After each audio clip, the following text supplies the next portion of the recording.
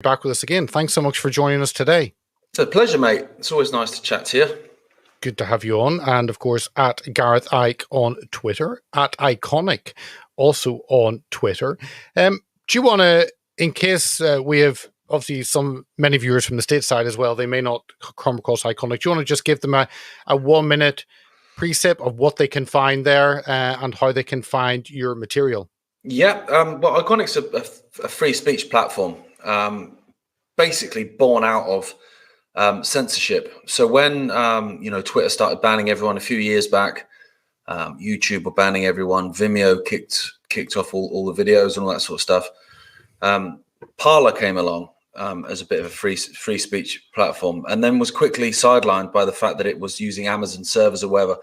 So it became quite obvious to us that actually, oh mate, no, you're going to need the whole shebang, in house, because it doesn't matter if 5% of your infrastructure is owned by them and 95% by you. If they can pull that 5%, they can pull the lot down. So Ickonic was built, and it came along basically from November 2019, and then the world went mental just a couple of months later. So we've kind of been at the coalface a bit from the very beginning in terms of trying to get information out there and trying to get whistleblowers' testimonies out there and all that sort of stuff. So, and it's quite funny, to be honest, Peter, because I'm looking at things now that are widely accepted.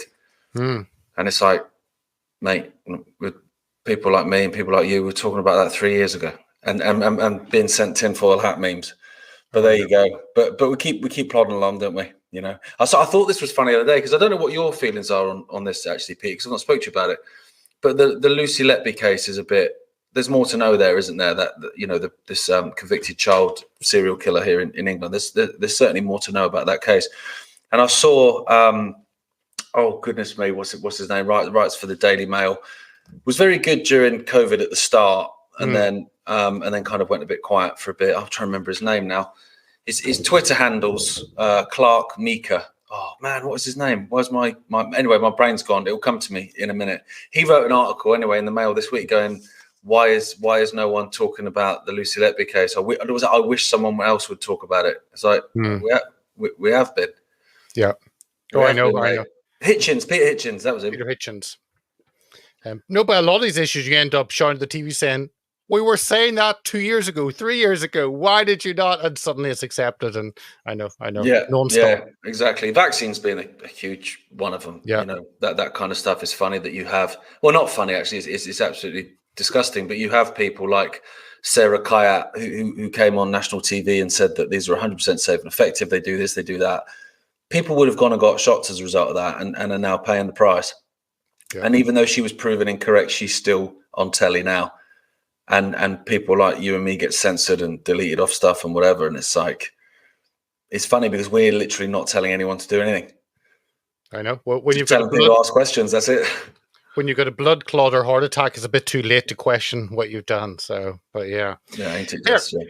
So much. And I actually wanted to chat to you today about restrictions on travel with those who have a dissenting voice or different view. And of course, your father was banned from traveling to the Netherlands back November last year, I think it was, for a freedom demo. And we'll get onto that specific. But I think probably back a couple of years ago, pre-COVID, I would have thought it's important for a government to be able to ban bad people coming in. You don't want people to disrupt the country. We need that mechanism in place. Now my opinion's gone the other way, because I think at that point I trusted institutions or governments to an extent. Now that's completely gone out the window.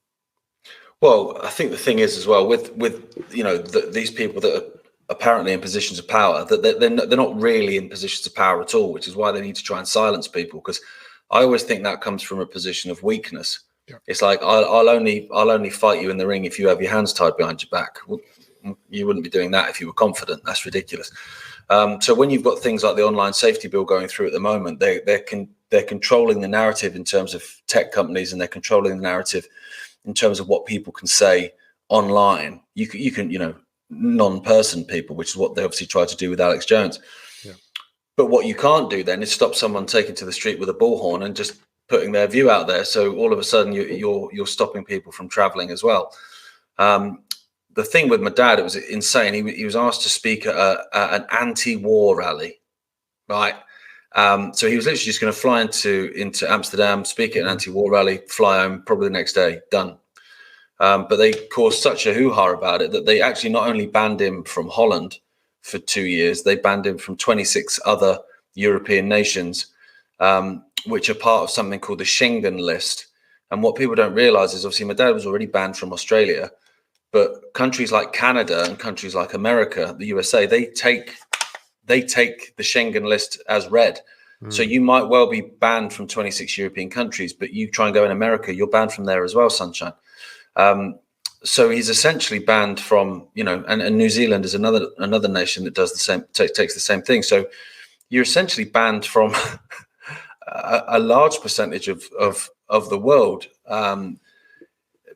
Well, certainly the parts of the world that speak English that you can converse with, easily, for wanting to attend an anti-war rally. And what's crazy is that they basically, they made up all these allegations, all of which were completely false. They ruled on those allegations and he was banned. So then some solicitors, some lawyers in Holland took umbrage with it. And so they actually worked for free. They weren't even hired. They were like, no, we're not having this. So they appealed on behalf of my dad. And so we were all watching it as the Dutch government had to basically make their case to the judge. And so they were, saying all this stuff. And it was funny because the Dutch lawyers on my dad's side were literally just, they were throwing tennis balls and they were just smacking everyone out of the park. And it was actually it was almost painful to watch, Peter. I actually almost felt bad for the government, right? Because their spokesman that was there that was so confused and lost. He didn't really know what was going on. And so all these accusations were all knocked out of the park. Rubbish, this is rubbish, here's the evidence why it's rubbish, blah, blah. So in the end, it ended up with one thing, which was my dad had said that people, and this was in a documentary, Renegade, that was like made years and years ago, where he was saying that we the many, we the population, we the world population, we need to put down our fault lines of, race and color and sexuality and income bracket and all this bollocks. And we need to stand as one against those that are basically trying to rule all of us by dividing us and then ruling us. We need to stand up, we need to come together. That was apparently a rallying cry against government, which is therefore terrorism.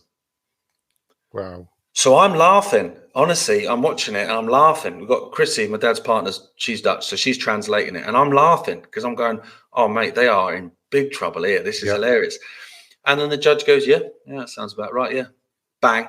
So upholds it, right?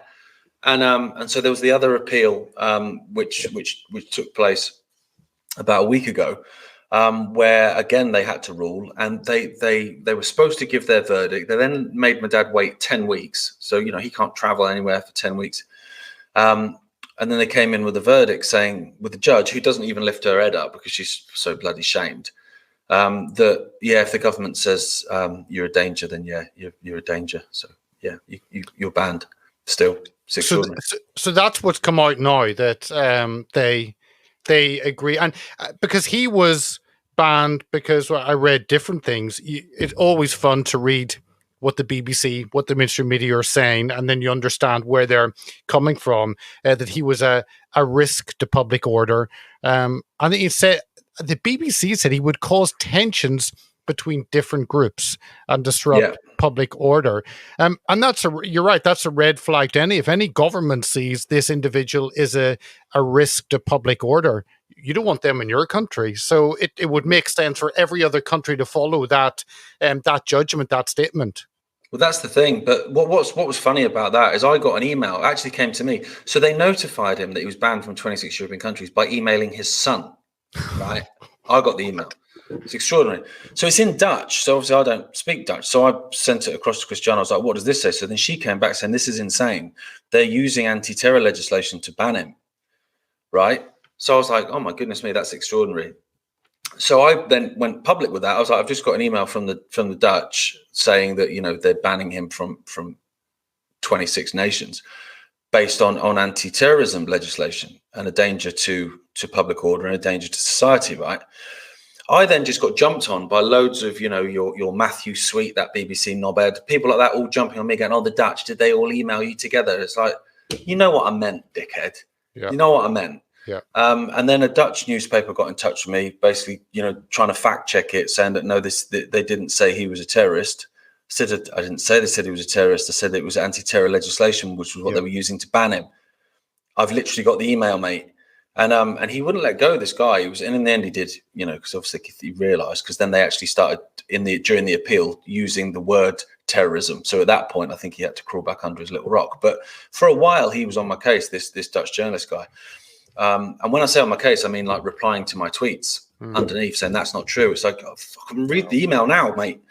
And so, they all kind of sort of went for me a little bit about announcing it, which was hilarious to me, because it's like, hang on a minute. So I've just told you that a man who's never been accused of a crime, has never been investigated for a crime, has never been tried for a crime, certainly never therefore convicted for a crime, is banned from 26 countries because he wanted to attend an anti-war rally.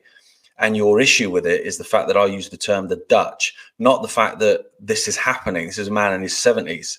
Do you know what I mean? Like, what the hell are you on about? And it kind of puts things into perspective as well. When I saw, this whole outcry with the whole Russell Brand thing. Now, I found that weird, if I'm honest, Peter, because none of us know if he's guilty or not. I ain't got a clue what he's like. I don't know him. I don't know what he's like around women. I know he's a bit of a sleazeball. That doesn't mean, of course, he's a rapist. But yeah, he's a bit of a sleazeball. Can I believe? Yeah, of course I could. But can I believe someone's setting him up? Yeah, I can believe that as well. I don't have the answer. So therefore, my opinion is, I don't know. Let's see what happens. Whereas lots of people within the alternative, or so-called alternative, if you can call GB News alternative, all jumped on this whole he must be innocent thing. And I remember reading it thinking, what are you doing? You haven't got a clue if he's innocent or not. This is extraordinary. Like, wow, man, this is madness. Yet none of them said anything when my dad got banned from 26 countries. Didn't say a word. So it's like, this guy who's a multi-millionaire is demonetized by YouTube. Yeah, that's wrong. But you're kicking off about that, but you're not bothered about a man who's banned from 26 countries. It's quite odd to me, actually, how people can pick and choose who they wish to defend and who they don't wish to defend in terms of freedom. It's, freedom for everyone or freedom for no one, surely. No, it is. And I'm exactly the same line as you on the Brand issue on the sidelines. And I'm amazed how commentators and journalists suddenly become experts at whatever topic is thrown at them without looking at it. They just, overnight, they suddenly know all about the case. That is impossible. And it's frustrating. It's very strange. And it's on both sides as well, mate. Like, yeah, I know. That's what I said in my monologue last week. And I got a little bit of ear grief for that. But it was that the fact that you can decide, we're now at a point as a society, we can decide whether someone is guilty or not of sexual assault based on what their politics are and whether we agree with them or not. That's mental. So people will look at Russell Brand and go, oh, he's a conspiracy theorist. Yeah, he's definitely wrong and guilty. And then the other side will go, no, he was anti-jab. He can't be guilty. What do you mean? It's just madness. The only people that know whether he's guilty or not is him and the people that are accusing him. Yeah. So the idea of jumping, innocent till proven guilty, of course, having the government write to people like Rumble to try and get him taken off and demonetized, that's extraordinary. And I am bang against that. I mean, I'm not a big fan of Brand, but that doesn't matter. Bang against that. That's outrageous. But the idea that people, like you say, can comment and say that he's innocent, you haven't got a clue, mate. Yeah. None of us do. Well, that is obviously, I guess, at some point or other, will go through the courts. So we'll touch on the social media side a bit more. On the travel side, I was intrigued because obviously there is pressure from left-wing governments and individuals to restrict the movement of older people. We've seen that over the last 3 years, and this was a 2-year travel ban, and it says actually the Amsterdam's mayor, police and prosecutor's office asked originally the demonstration organizers to uninvite Mr. Icke for his hurtful statements.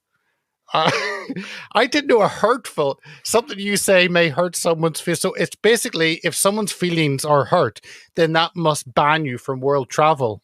Wow. You can't say anything now without hurting someone's feelings, though. Yeah. Do you know what I mean? If you say that a woman can't have a cock, that's offending someone. It's just madness. And also, who cares if people are offended? Like, honestly, who cares? It's just words, man.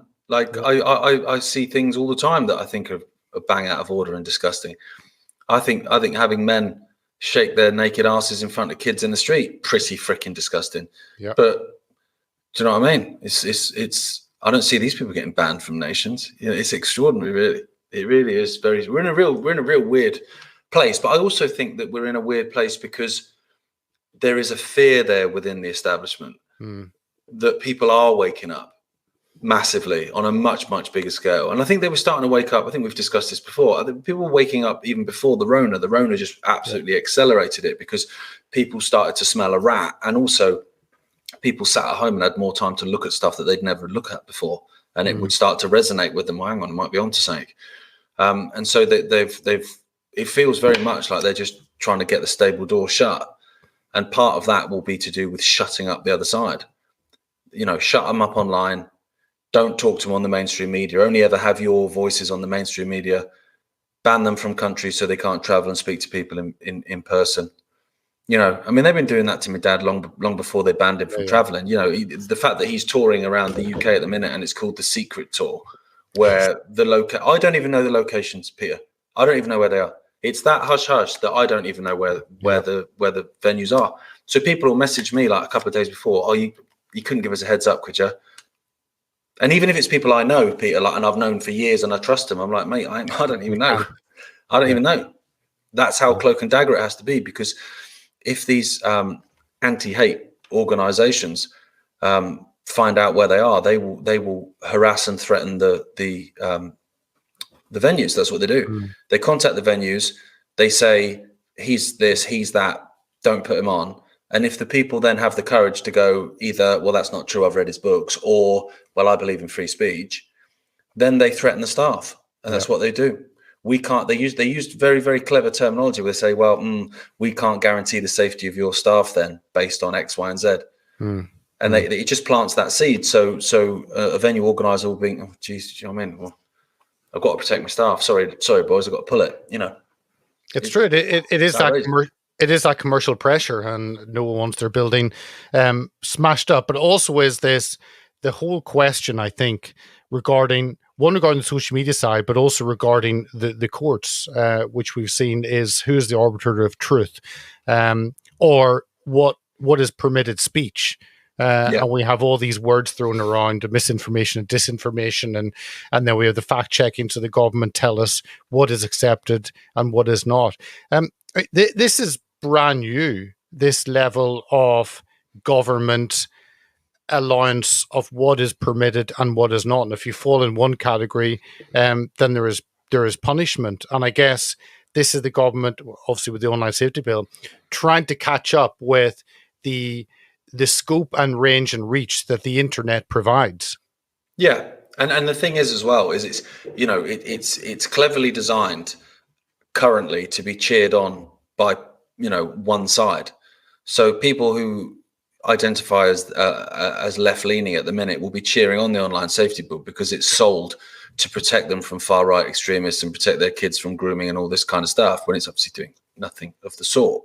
But what these people don't realize is that these left-leaning people that are now cheering it on were the same left-leaning people that were being marginalized and shut up because they were calling out the invasion of Iraq not that long ago. And so narratives switch and they shift, and governments are very, very contradictory.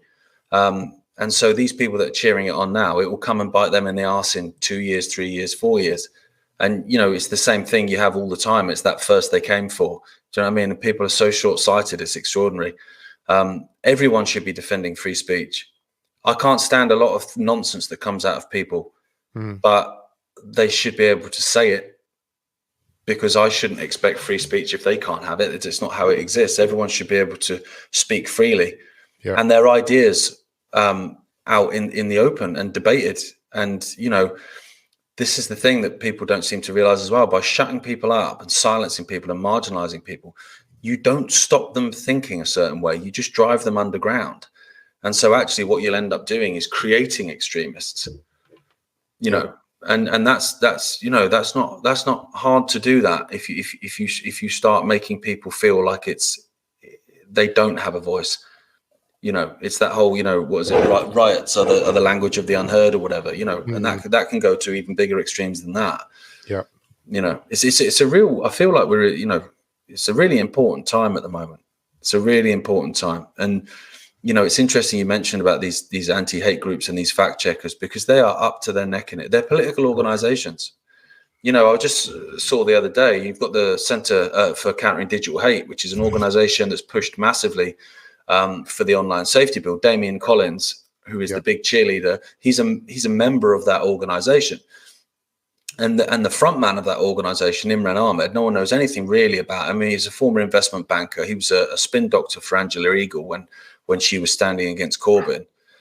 But what they don't realize is, no, they're an independent organization. Okay. Why then on Companies House is Imran Ahmed still a director of Labour Campaigns Limited? So you've got a guy that's the director of an organization on one side of the political sphere in the UK, while his other organization that's independent is shutting down debate and shutting down people that are saying anything against the narrative. I mean, it's extraordinary that it's there in black and white for people to see. Yet the BBC, Sky News, whoever, even CNN and MSNBC have rolled out Imran Ahmed on the regular to give his opinion on hate, the state of hate. I got my name in that this year, state of hate. It's a badge of honor. I just say, because we're in it 1 year and then a second year, and it was a bigger piece, and I really wanted to write to Hope Not Hate and say, really excited that we're growing in presence. Please let us know what we could do better next year to have a larger spread, because I would like a double paid spread. What do I need to do to do that, and just mock them? Well, that's the thing. I mean, it's also, they're always what they accuse you of. So you look at these silencing organizations, these narrative managing organizations, they're full of hate. Like, they're absolutely full of hate. The way that they talk about people and the things they say about people and the emotions that they evoke in other people against these people is just hatred. And then you actually look at the people they're saying are hate figures, and most of them are just freedom fighters that have not got a hateful bone in their body. It really is extraordinary. It really is extraordinary. But there you have it. Inverted world. I think we've lost, you talk about the media, and we've lost that investigative journalism that you would have thought decades ago, where hard work would have been done as a scoop. And even if it went against the norm or against a newspaper's editorial, that there was an ability to put that out. That seems to have gone. And certainly in the last 3 years, I guess it will continue, where the media becomes a mouthpiece of the government, whether it's COVID, whether it's online safety bill, whatever the next thing is, they will simply do what they are told. And that's a level certainly we haven't witnessed in our lifetime. No. But there's still some about trying to do good stuff, but like you say, they get bizarrely marginalized and maligned and attacked for going against the tribe. Like one of them, I think, like Max Blumenthal was one of them, who was a darling of the left when he was calling out Israel, as he continues to do. Yet when COVID hit and everyone started wetting their sheets, and he started calling out draconian measures and restrictions and mask mandates and jab mandates, whoa, Max has lost his mind. No, he hasn't. He's exactly the same man as he was before, which was trying to call out wrongdoing. Yeah. And now, obviously, he runs the grey zone. The left is now Slavo-Ukraini, so they think he's really gone off the deep end just because he's now calling out NATO. But it's like, but you were calling out NATO. It's just the narrative shifted within your tribe, and you daren't leave your tribe because that's what I belong as. That's my social media. That I'll have to update my bio if I leave the tribe. It's hard work, that. So they have to stay within the confines of that tribe. And it's the same on the right. Don't get me wrong. Yeah. People have mental gymnastics to explain away things that, I mean, the Trumpsters are kings of that. When he pushed the jab. Yep. What? He did what? When he didn't pardon Julian Assange. What? What's that? Oh, sorry, I've got to go. Do you know what I mean? Like, people, they don't want to. No. He just did that because deep state and that. Like, people have these mental gymnastics too, because they don't want to admit that actually, okay, your tribe is faltering as well.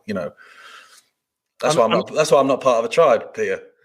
Well, I think people see messiah figures everywhere, and that's the danger. Whenever you lift people up to that level, and don't see them as leaders, but as flawed individuals who can screw up at any moment, it's a very dangerous position to be in, and you see that on both sides. You're right, left and right. Well, that's one concern I had with the whole Russell Brand thing. Yeah. You know, there was two sides to it, which was he's definitely guilty because he's a wrong un and he's anti-vax, and he's definitely innocent because he's on our side. Those were the two, seem to be the two polar extremes. And then I'm thinking in the middle of it, I'm thinking, well, I don't really trust this guy. I've never really trusted Russell Brand. He's invented himself more times than share. He just kind of tries to find a little gap in the market, or how can I exploit that free, or the alternative freedom movement's growing, that's quite popular, their money's as worth as much as anyone else's, right, I'll get myself in there. I can remember the times when he was being chucked in the fountain at Trafalgar Square. People seem to forget that he was trying to sort of co-opt that sort of stuff as well, and people saw through him then. And so I'm looking at it and I'm going, do you know what, if you wanted to infiltrate a movement, what better way than being attacked and taken down by the establishment? It gives you some credibility. If you're going undercover into an organization, the police will give you a kick in, the police will arrest you even if you're an undercover copper, because it gives you then more validity to the group that you're infiltrating. So there's a little part of that. And then I'm looking at it, I'm thinking, the freedom movement, whatever you want to call it, it doesn't need leaders. I've never believed it. The truth is just the truth. And the more people that speak it, the more the world will improve, I think, and the more people will be held accountable. But it doesn't need leaders. It doesn't need that messiah complex, like you say. Everyone, make a statue of him. It doesn't need any of that nonsense. Yet we've been given leaders. We didn't ask for them. Yeah. I don't know if you asked for Andrew Tate to be a spokesman for our movement. I certainly didn't. No. Do you know what I mean? I didn't ask for Andrew Tate. I didn't ask for Russell Brand to be, the spokesman for our organization, our movement, and our freedom and our awakening. Yet we were given them, and now we're watching them systematically getting taken down, and in some ways taking some of us, not me and you, because we've kept our powder dry on it because we don't know the answer, but it will take down a lot of people. Russell Brand's, if he is investigated and he is found guilty and he has been up to no good, how are some of these social commentators and some of these TV presenters? I mean, it's game over, mate. Yeah, game over. No, my on both Tate and Brand, my huge issue is when individuals are as narcissistic as that. Whenever it is purely, and we both met all great people over the last 3 years in all of this, and to meet people who are high profile but also humble, and it's not about them but it's about the issue, you really warm to that. But then you look at the Brands and Tate to this world and think that level of narcissism just really turns me off. Yeah, it's for me, I'm always looking forward. So it's like, how can we make this world a better place? And I look at, like you've said, some people we've met during this time. People like Dr. Cartland, people that have lost everything and spoken out the whole time, and is incredible. And if my daughter was poorly the other day, and I was flying solo, so I just get proper paranoid. She was all like, she'd got a real temperature, and I was just like, just messaged Dr. Cartland. I sent him a video of her while she was sleeping, with her breathing and stuff like that. He's messaging me back. He's checking up the next morning. How is she? So I mean, it's just like, these are genuine people. And then the ones that are promoted, like you say, here I am with my, Bugatti. I don't give a shit, mate. Give a shit. What are you on about? It's just, that's not what this is about. It's extraordinary. And both of them are quite guilty of having this whole sort of word salad nonsense as well, where they would just chat away word salad, a few long words in it, so it makes them sound intelligent. Yeah. But actually, half the time they're not saying anything, and half the time they're only saying things that people that get banned from 26 countries were saying years and years and years ago. Yeah, there's nothing new there. And what makes me laugh a little bit, I have to say, is that Brand will be put on the mainstream media. Brand will be pushed and how many million on this network and how many million on this social platform, because he's a socially approved freedom fighter. But then they won't touch my dad because it's too dangerous. You can't touch an Icke. It'll all backfire on you if you touch an Icke. And it's like, oh, that's not how it ended up though, is it? That's not how it ended up. Do you know what I mean? So it's like, people will speak out on behalf of Brand because it's the safe thing to do. I'm not sure it is really. Well, when someone gets a free pass on social media, you always wonder. I wonder, looking at YouTube, at those who don't have strikes, who can say what they like, and I'm thinking, I'm sure they said exactly what I was saying, and yet I got hit. And that protected status makes you wonder where they've come from and why they're there.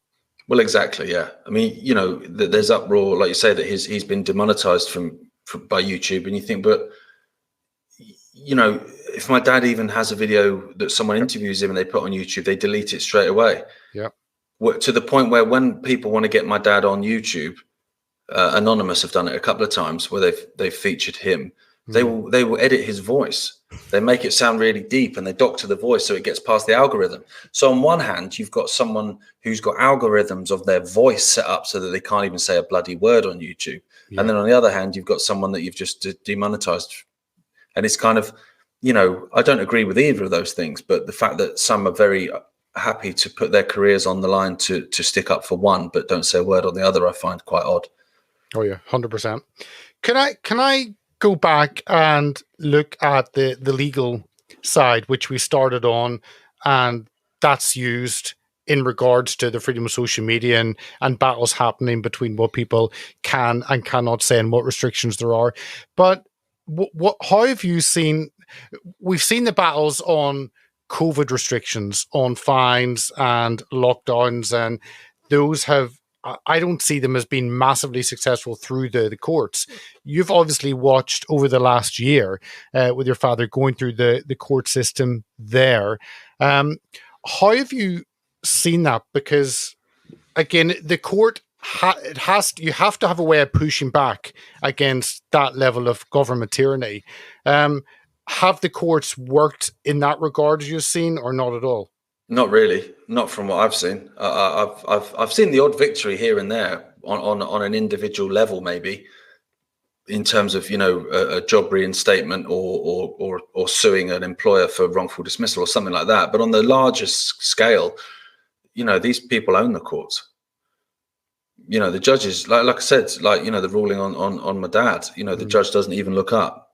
If you took her out to a wine bar, and you went out the back to a private room and just said, look, do you know what I mean? That no one can hear what you're saying in here. She would almost certainly be like, yeah, I think it's nonsense. I think it's outrageous. Yeah, but that's not what you ruled. That's not what you ruled. And that's not what the one ruled before when they were trying to say that, he was a terrorist and all that sort of stuff. If you get these people on their own, then they would probably go, yeah, I don't agree with it. But it's more than my job's worth. And that's what a lot of these people are like. They just don't realize that actually this is coming for them in the end. It's coming for their kids and their grandkids as well. And it's so massively short-sighted, which is why I find people like Dr. Cartland so great, because they are willing to sacrifice themselves for the cause, whereas others aren't. Yeah. And unfortunately, these are people in positions that actually could make a difference. If you could have a judge that could rule and have a real landmark ruling for freedom in the case of, then that could send ripples, but no one seems to have the courage to do it. Yeah. Were you given any access? I think part of my concern also is that decisions are made behind closed doors, or access is not given to the rulings, to the conversations, how they came up with that.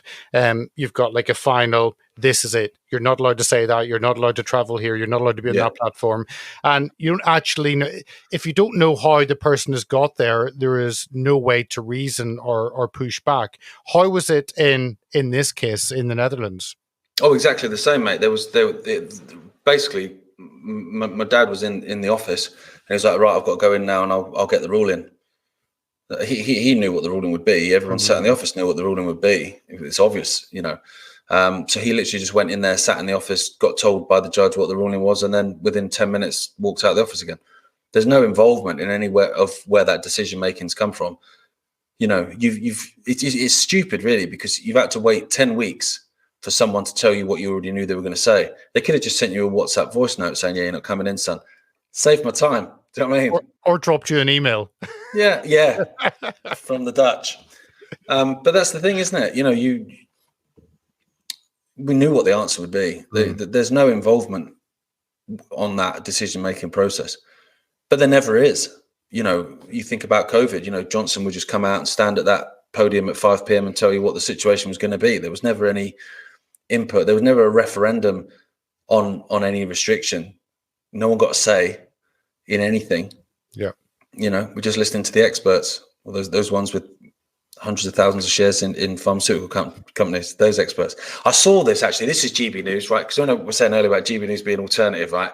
So GB News put an article out about how an expert was saying that this COVID strain was going to do X, Y, and Z, and this was going to be worse than whatever, and millions more would die. I don't know who the other millions are before, but apparently millions more are going to die. And it says it in the headline, expert. So I'm like, right, okay, well, I'm gonna have a look at the expert is. So I had a look at the expert was. It's a financial consultant that was part of procuring the first round of vaccines. Wow. So it's a businesswoman.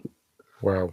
But it said COVID expert. I don't even know what that means. I mean, surely me and you are COVID experts after 3 years of this nonsense. But it's just funny, isn't it? Because people don't read the small print. They don't. People just see headlines, and they know that. They know that's why they do it. So you put that in the headline. The amount of times you see a headline, you go, "Oh my God!" You read the story, which most people don't, and you go, "Well, that's not what they said at all. Yeah. That's not even what the story is." But people read headlines. That's what they do. And there was on GB News, one thing was stuck with me when the brand situation came out, and he had talked about online safety bill as a reason why he was being restricted and banned. And GB News said, well, you said the online safety bill has become law, which is not true. No, it more or less, I mean, what is King Charles not going to stamp it? It's passed. Exactly. It is going to become, but they were putting that doubt in people's mind. And again, I thought, no, that is misinformation. That is saying something which isn't true, just to discredit someone. And I thought journalists are supposed to delve a little bit deeper, but no, they don't. They don't. And the thing is, I always think with alternative organisations or so-called alternative, that the litmus test really on a personal level is whether they'll touch a member of our family or not. Yeah, because it's the most offensive 4-letter word in the world at the moment. Our surname, right? So I got asked to go on to, I think you were there when I got asked, I think it might be when we were in Gibraltar, I got asked to go on to GB News. And I laughed. Yeah. And I laughed. I went, right, yeah, okay. I'll talk to anyone, me. So I was like, right, okay. I'm going to tell you what's going to happen, right? What they're going to do is they're going to start advertising it. And then I'll get a message saying, I'm sorry, we double booked you. That's what I think is going to happen. So it was Jen that I was talking to. And she was like, well, maybe, but we'll go for it anyway. I was like, right, fine. So I was out walking with my mate. We walked from Chesterfield to Sheffield, which anyone that knows England, that's quite a stomp, right? It's about 20 odd miles. In one of your crazy walks. In one of my crazy walks, yeah. So me and my mate are stomping along. Now I'm supposed to be in London the next morning to go and do this GB News thing. I knew it wasn't happening. So I've got a hotel in Sheffield for the night before, right? Worst case scenario, if I'd have got up in the morning and it was still on, I would have just hopped on a train straight down to Bosch, and I'd have done it. It'd have been fine. But I wasn't going to put myself out. I wasn't going to get a hotel there the night before or anything like that because I knew, whatever. So then I got a message saying, can you plug it? Because they're going to plug the interview now. I went, all right, mate. Yeah, no worries. So I put it on my social media, right? I sat down. This was at Rother Valley Country Park. It's about 50% of the walk through. There's a nice country park there. Do good pizza and a pint, right? So me and my mate sat there. The time it took me to tuck into a pizza, which anyone that knows me ain't long, right? Bosh, I already had a message, right? Oh, there isn't a show this week, actually. They've made a mistake. I went, all right. So I was going to go for the double book, but okay, it isn't a show this week. That's slightly left field. But either way, I've been cancelled, right? About 10 minutes after it's been announced. And then, weirdly enough, on the next day, there was a show. Oh, there was a show, weirdly enough. Just didn't have me on it, right? And I just thought then, do you know what I mean? I don't say anything offensive. I'm not going to come on telly and F and Jeff and anything else, But what's happened is you've announced that it's on and you've got a phone call pretty quickly because of the surname. You're not having it, Yet you have these other people that are apparently going to change the world that they can get their faces on every TV screen and they can get a microphone in front of their face whenever they want, Yeah. No, but the flip side of that is that's why we do generally pre-record. So we do the Saturday evening live, and it's with guests we kind of have on semi-regularly.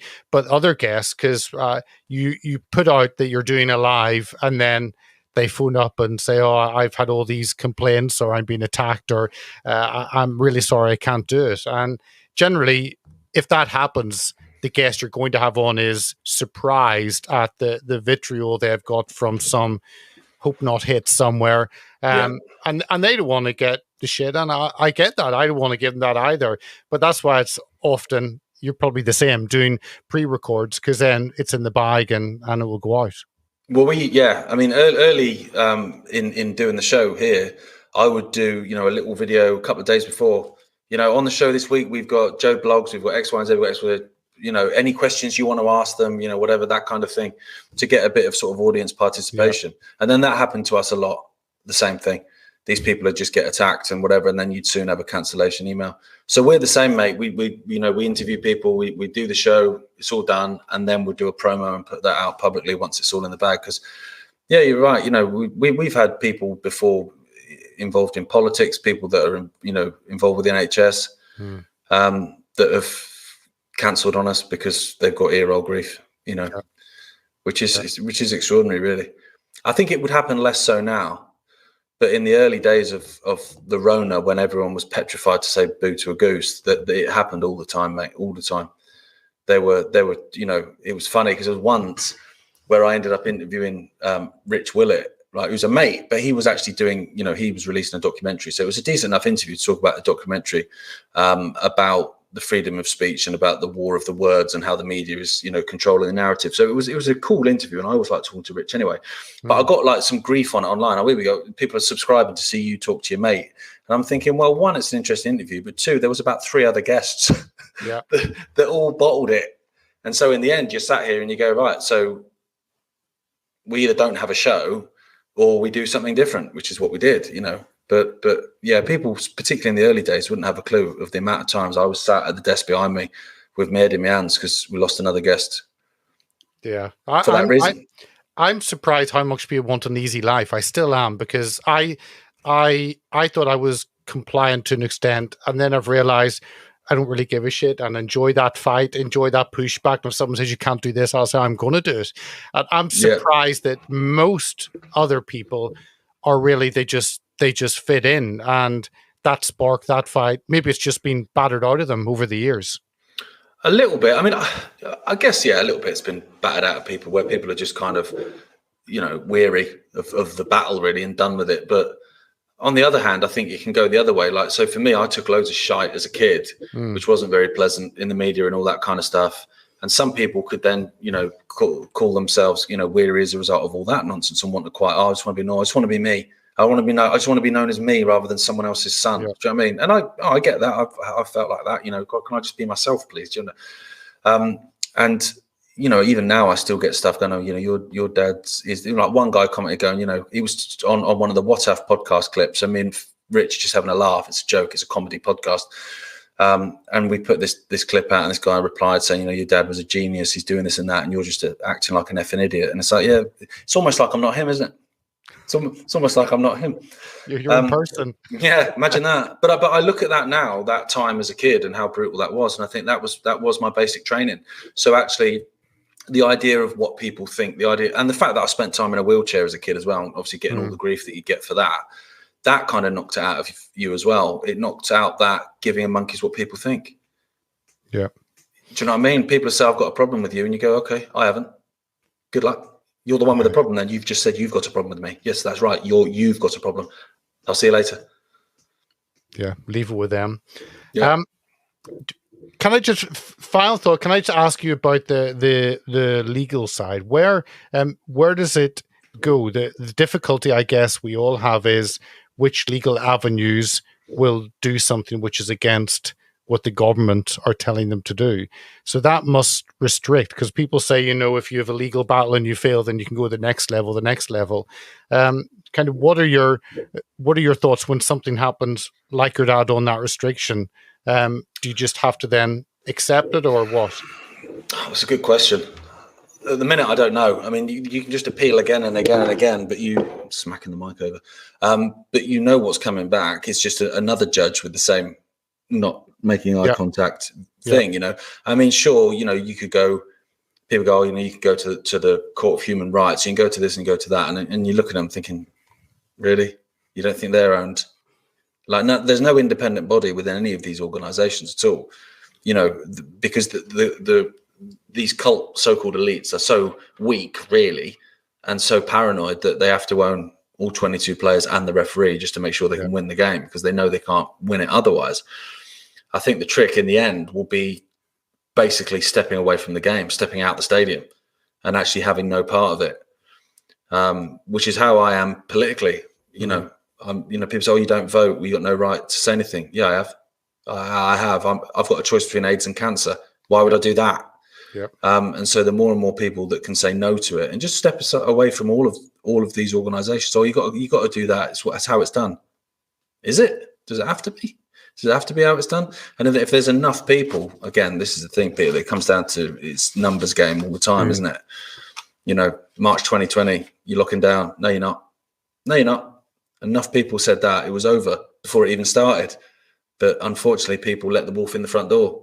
And then they cry when the wolf's going through their mum's wardrobe. Well, of course they are. You let them in the door. What do you expect was going to happen? Yeah. And that's the thing, isn't it? It's a case of drawing a line and saying, no, I'm not doing it. You know, and if you're going to bring in gender theory and critical race theory and all this bullshit in the school, you fill your boots, mate, but I'm taking my kids out. And then you see how many academies survive when there's 14 kids in a school year because everyone else has taken them out. And that's what has to happen. Yeah. You know, people, there's that whole thing, isn't it? Oh, yeah, we're going to lose cash. Do you use cash? No. Okay. You know, and everyone has that point. There's things I buy sometimes that I can't afford. I don't have the cash and I might have to put it on a credit card. So I'm not going to be one of those people pontificating. Yeah. But at the same time, if you can use cash and you've got the cash in the bank, take it out and use it. Or don't complain that it's being taken away. You know, these are the things that we can do. You know, you look at, you know, even with Rumble, and you go, right, who's pulled support from Rumble? Okay, ASOS, right? Well, don't buy ASOS clothes anymore then. Yeah. Burger King? Nope, don't eat Burger King anymore. I mean, you know, I don't eat Burger King anyway. But that's where people can make a difference. You know, because I would occasionally, because I refuse Starbucks. One, because they're a horrendous organization. Two, because the coffee's shit and bitter, so I'm not a fan of it. But I would have a Costa fairly regularly, every other day probably. I've not had one since they're promoting double mastectomies. And so, you know, someone might watch this and go, "Oh, I bet they're well terrified they're not getting their £12 a week off you." Maybe not, but if there's 100,000 like me, they might be a little bit terrified. Yeah. And that's the point, isn't it? And that's what we need to do. We need to, because I'm not all for cancel culture at all. You're free to sell your coffee. I just want to buy it. And that's what I think people need to do, because they're using this way to try and destroy us and to try and destroy Rumble and anyone else that's on Rumble. Yeah. You know, at the end of the day, Russell Brand is just the face of it. But if Rumble goes down, it ain't Russell Brand that's getting taken down. It's everyone on there. Yeah. So it's much bigger than him. Yeah. And all these things are much bigger than him. They're much bigger than Tate and all these names that we're given. Like I say, these, you know, beware of false prophets and all that. But I think that's where we can make a stand. We can avoid using these organizations and avoid giving them our money. You know, why would you give money to people that have absolute contempt for you? 100%. And that's a perfect ending to finish on something we can do, because often we feel powerless, or individuals can feel, but actually we all have economic power and power to choose where we go, who we shop with, who we connect with. So absolutely. We have the power to either go along with stuff or not. Yeah, as well, because, you know, even with masks and all that stuff that they're going to try and bring back, just don't go along with it. Yeah, I was walking into shops and I wasn't wearing them. I never wore one in a shop. I was going into pubs, you know, when they were making you stand up and put one on if you need the toilet. I never did any of that. And guess what? Nothing happened. You can just say no. Yes. Gareth, I appreciate it. It's always good to chat to you. Thank you so much for coming on and sharing not only the restrictions on the social media side, but what's been happening with your dad and his travel restrictions and that court ruling. So thanks so much for joining us today. It's a pleasure, mate. I did say to my dad as well, when they lift the ban, we're all going to chip in to take him on a Viking River cruise. So that's going to save me a few quid now that they've not lifted it. That sounds a great live stream, a Viking River cruise. Yeah. Thanks so much, Gareth. Cheers, mate. Take care. Bye, mate.